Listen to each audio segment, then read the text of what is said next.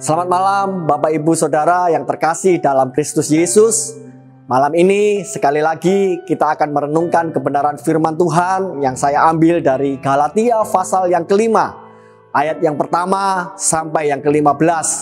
Saya berharap Bapak Ibu Saudara membuka Alkitab, membaca ayat-ayat ini, karena di dalamnya ada sesuatu pesan yang luar biasa yang akan kita dapatkan menyegarkan rohani kita. Dalam konteks ini berbicara tentang kemerdekaan.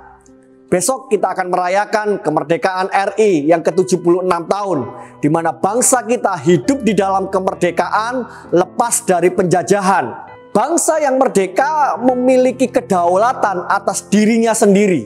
Mereka berhak menentukan arah kebijakan dan aktivitas mereka. Dan ketika kemerdekaan dimiliki oleh suatu bangsa, bangsa itu akan selalu mempunyai relasi atau hubungan dengan bangsa-bangsa yang lain.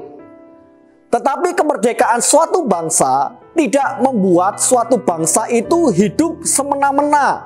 Apalagi suatu bangsa bisa membahayakan bangsa yang lain.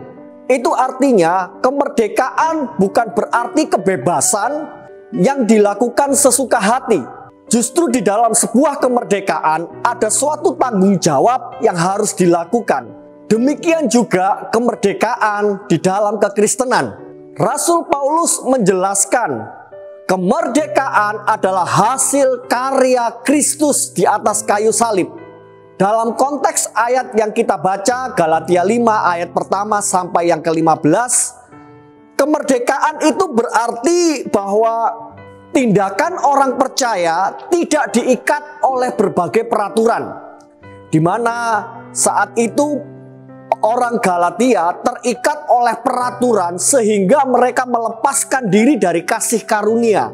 Namun yang perlu kita mengerti, kemerdekaan yang tidak terikat oleh peraturan bukan berarti kita hidup sesuka hati kita. Kemerdekaan yang dikerjakan karya Kristus di atas kayu salib bukan kesempatan untuk kita berbuat dosa lagi. Tetapi ayat 13 sampai 14 menegaskan kemerdekaan yang dimaksud adalah harus mengasihi orang lain seperti mengasihi diri sendiri. Inilah yang menjadi pedoman kita untuk bertindak. Tanpa diikat peraturan, kemerdekaan menuntun kita bertindak secara tepat dalam relasi dengan Tuhan dan sesama. Prinsip kemerdekaan inilah yang harus menjadi landasan dalam hidup kita sebagai orang percaya untuk menjalani kehidupan saat ini. Di tengah dunia yang penuh dengan kekacauan, orang Kristen harus memiliki kemerdekaan untuk tetap memilih mengasihi orang lain. Di tengah situasi yang syarat dengan kepentingan, kita memiliki kemerdekaan untuk bertindak dengan tulus. Di tengah situasi pandemi COVID-19, orang Kristen tetap memiliki kemerdekaan untuk mengasihi dan mengampuni. Di tengah masyarakat yang majemuk, orang Kristen memiliki kemerdekaan untuk menjalin relasi yang baik dengan masyarakat sekitar. Itu artinya kemerdekaan menjadi suluh bagi kita untuk menjalani hidup ini supaya tidak serupa dengan dunia ini.